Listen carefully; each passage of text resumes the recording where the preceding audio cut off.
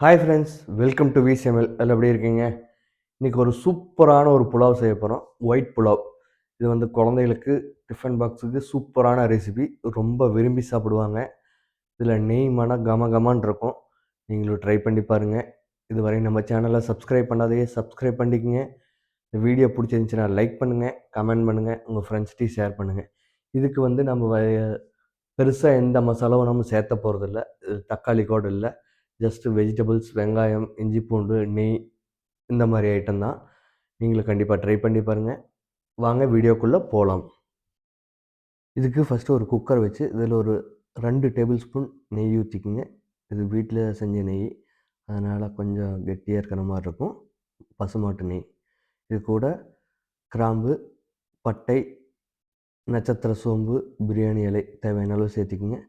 இதில் 2 பெரிய வெங்காயம் நீல வாக்கில் நல்லா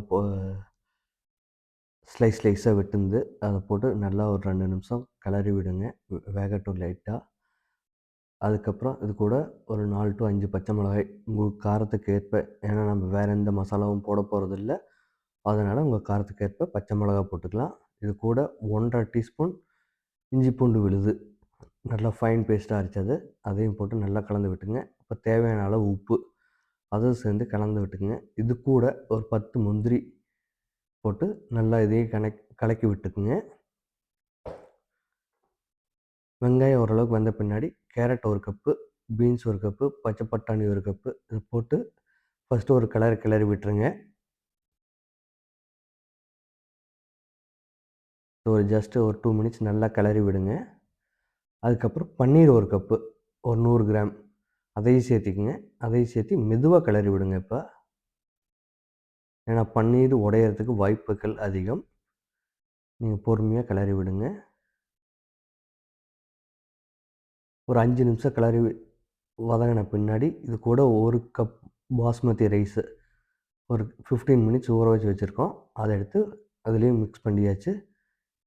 இப்போ தண்ணி வந்து 1:2 அந்த ரேஷியோவில் வந்து 1 கப் ரைஸ்னால் 2 கப்பு தண்ணி அந்த மாதிரி ஊற்றிருக்கு. இதுக்கு மேலே புதினா 1 கொத்து, கொத்தமல்லி 1 கொத்து இதையும் போட்டு அப்படியே லைட்டாக இது பண்ணி விட்டுருங்க. மெதுவாக கலக்கி விட்டுருங்க. இந்த டைமில் உப்பு பார்த்துட்டு உப்பு பத்தலைன்னா போட்டுக்கலாம். இப்போ குக்கர் மூடி போட்டு விசிலை போட்டு வச்சிங்கன்னா ஒரு 3 விசில் விடுங்க. மிதமான தீயில வைங்க. இப்போ வந்து சூப்பரான பிரியாணி ரெடி ஆகிடுச்சு. உதிரியாக வந்துடுச்சு. இதுக்கு ஒரு சைட் டிஷ் செஞ்சிடலாம். இது என்னென்னா முட்டை தொக்கு. இது செம காம்பினேஷனாக இருக்கும். நீங்களே ட்ரை பண்ணி பாருங்கள். இதுக்கு ஒரு 2 டேபிள் ஸ்பூன் எண்ணெய் ஊற்றிக்குங்க. இது கூட பொடியாக நறுக்கின 3 பச்சை மிளகாய், 3 பெரிய வெங்காயம் இதை சேர்த்து ஒரு 2 to 3 மினிட்ஸ் நல்லா வதக்கி விடுங்க. கண்ணாடி பதம் வரணும், அந்தளவுக்கு வந்துச்சுன்னா போதும். கூட உப்பு சேர்த்து வதக்கி விடுங்க.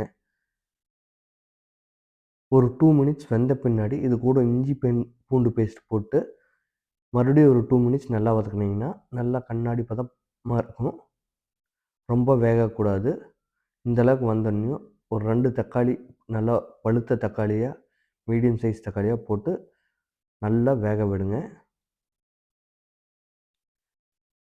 ஓரளவுக்கு வெந்த பின்னாடி 1 டீஸ்பூன் மிளகாய்த்தூள், 1/2 டீஸ்பூன் மஞ்சள் தூள், 1/2 teaspoon garam masala, 1 teaspoon chicken masala இல்லைன்னா கறி மசாலா உங்கள் வீட்டில் என்ன இருக்கோ அதை சேர்த்திக்கலாம். உங்களுக்கு பெப்பர் வேணுன்னா கூட சேர்த்திக்கலாம். அது ஆப்ஷனல் தான். இது நல்லா வேக வைங்க.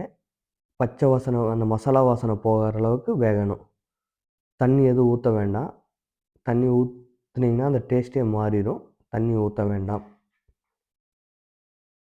இந்த டைமில் நீங்கள் ஒரு 2 அல்லது 3 முட்டை உங்களுக்கு எத்தனை பேர் இருக்கீங்களோ அதுக்கு தகுந்த மாதிரி முட்டையை எடுத்து வேக வச்சு வச்சுக்கோங்க. வேக வச்சு உரித்து முட்டையை 2 2ஆவோ 4 4ஆவோ உங்களுக்கு எப்படி ஷேஃபில் வேணுமோ அந்த மாதிரி வெட்டி வச்சுக்கலாம். இந்த மாதிரி நல்லா வெங்காயம், தக்காளி ஓரளவுக்கு தெரியணும். இப்போ வந்து நம்ம வெட்டி வச்சுருக்கிற முட்டையை வந்து ப்ளேஸ் பண்ணிக்கோங்க.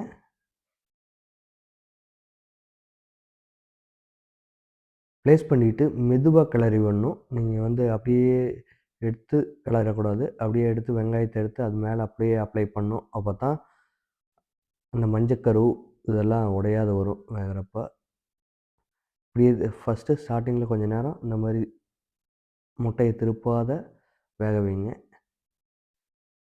அதுக்கப்புறம் முட்டையை திருப்பி போட்டு ஒரு நிமிஷம் வேக விட்டு கொத்தமல்லி தழை தூவி நீங்கள் பரிமாறலாம். நன்றி, வணக்கம். ஹாய் ஃப்ரெண்ட்ஸ், இந்த வீடியோ ஃபுல்லாக பார்த்துருப்பீங்கன்னு நினைக்கிறேன். உங்களுக்கு இந்த ரெசிபி ரொம்ப பிடிச்சிருக்குன்னு நினைக்கிறேன். நீங்களும் வீட்டில் கண்டிப்பாக ட்ரை பண்ணி பாருங்கள். இந்த வீடியோ பிடிச்சிருந்துச்சின்னா லைக் பண்ணுங்கள், ஷேர் பண்ணுங்கள், கமெண்ட் பண்ணுங்கள். சப்ஸ்கிரைப் பண்ணாதே சப்ஸ்கிரைப் பண்ணிக்கங்க.